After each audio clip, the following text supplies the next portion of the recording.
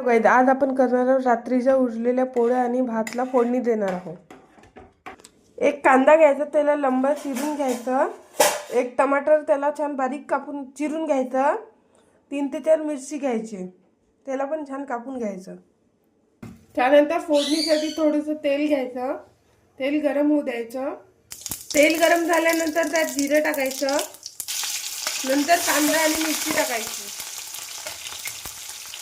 त्यानंतर थोडंसं लसूण पेस्ट टाकायचा, त्याला छान मिक्स करायचं. त्यानंतर धना पावडर आणि जिरा पावडर टाकायचा. त्याला भी छान मिक्स करून घ्यायचं.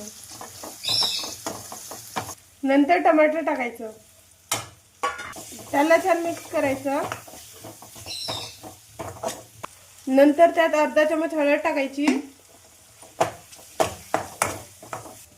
1 चमच तिखट टाकायचं. नंतर अर्धा चमच मीठ टाकायचं. छान मिक्स करून घ्यायचं.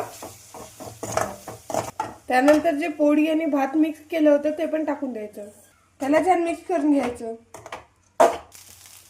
त्यानंतर हे आपले कुटके तयार आहे खाण्यासाठी.